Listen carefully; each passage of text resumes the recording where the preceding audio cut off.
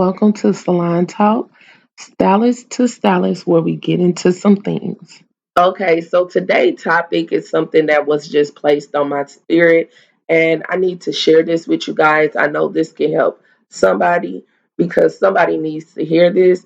But the reason why you don't have any return customers is because of your attitude. hmm You got a bad attitude, and nobody got to pay for a bad a bad attitude. Nobody is going to pay for a bad attitude. Yes, you can do hair. Yes, you're great at what you do, but your attitude is poor. So, and the reason why I'm having this conversation is because I was dealing with one of my clients that is definitely a return client for me. And she has been coming back multiple times, which a return client is definitely what you seek for. You want new clients, but you need return clients. So she just out of the blue was sharing with me multiple reasons of why she come to get her hair done by me.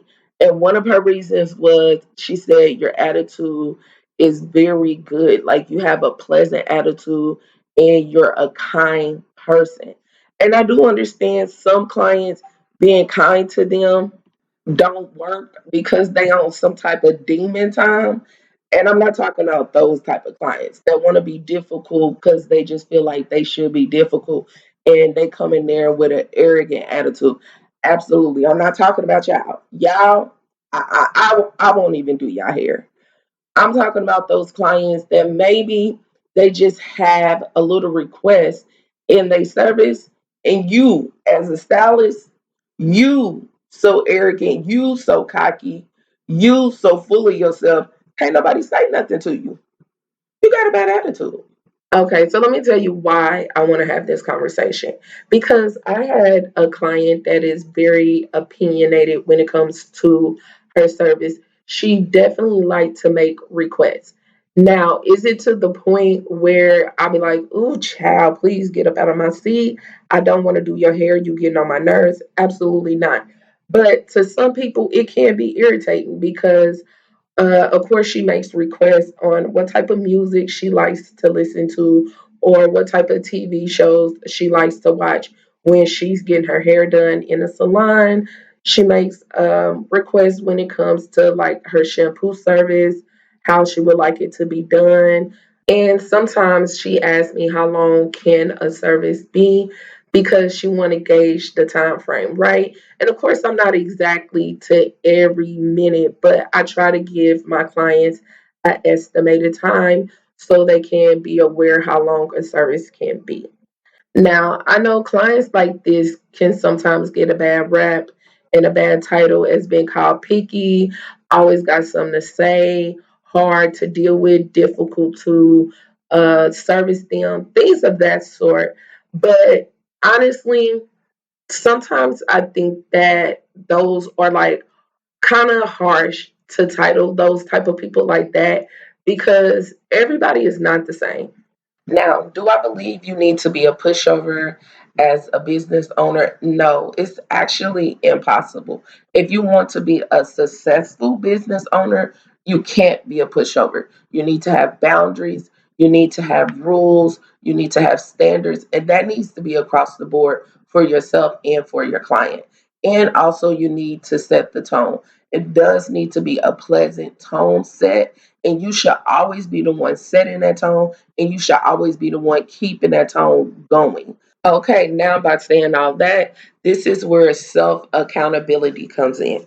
So sometimes you just got to look at yourself and you got to ask yourself, what could be the reason why no one is coming back? Sometimes you can actually send out surveys and ask for people that have got services done by you and have told you in the chair, oh my God, I love this. I love your hair. I love my hair. It looks so good. If you can remember who those people were, send them a survey and say you can send back anonymous and ask them, how did you feel about my attitude? How did you feel about the environment? Was it pleasant? How, did it smell good? Was it clean?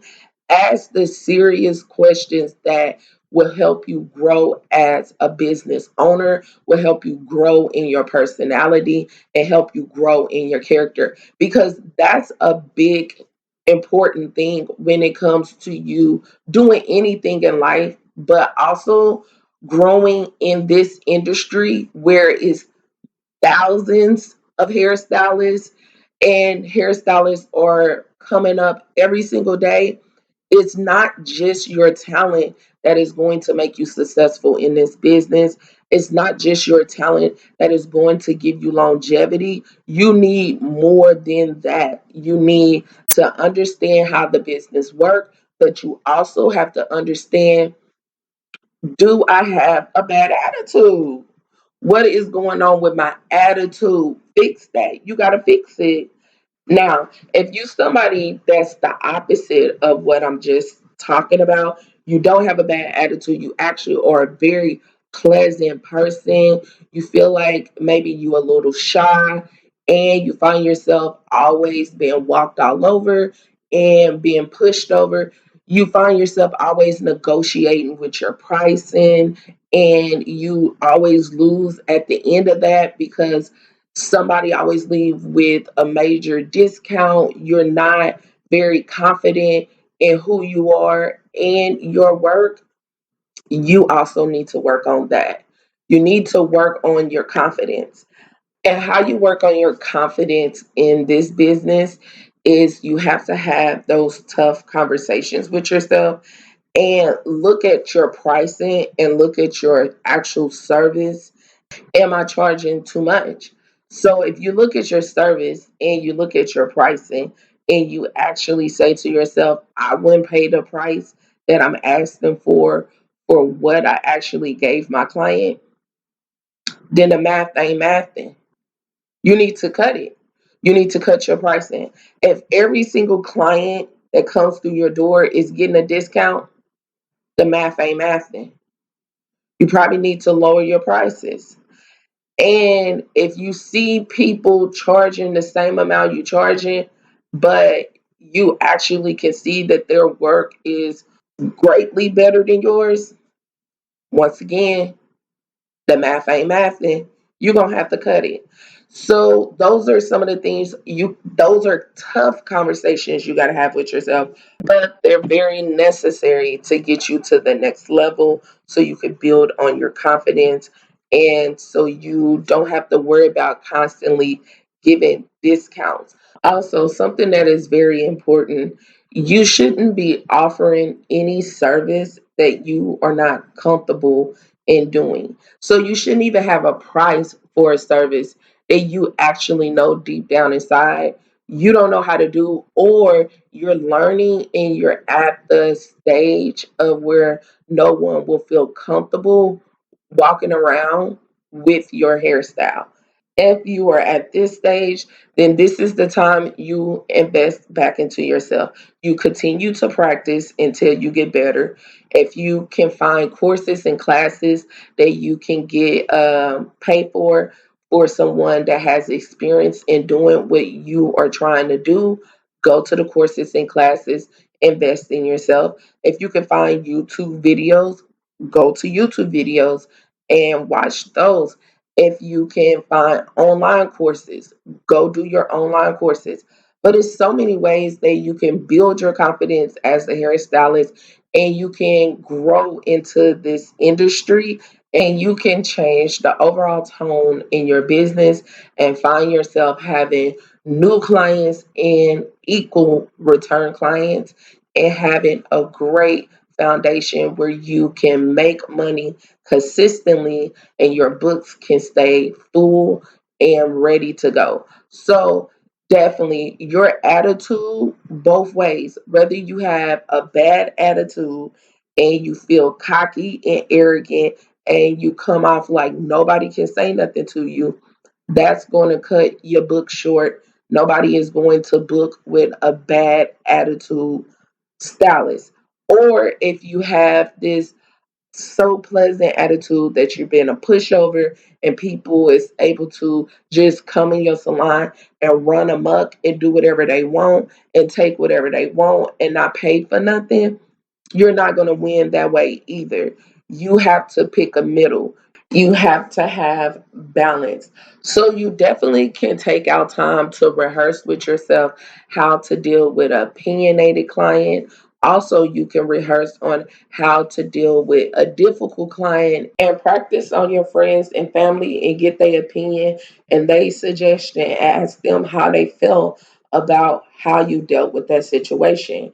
And make sure you get someone that has a decent attitude. Don't go to that family member or their friend that walk around with a bad attitude all day anyway, because I just feel like their opinion would kind of be skewed to how they view life. So, get someone that's just has a pleasant attitude already and have the conversation with that person so you can get the type of opinion that you need. All right, you guys in the church say amen. I hope you learned something from this podcast. I hope this helps somebody because I feel like somebody need this. Somebody need this. So remember to leave comments down below. Have you dealt with a opinionated client and how did you deal with that? And how did you get through that service? Remember to hit that like button and remember to share this. You don't have to be a hairstylist to learn from this podcast.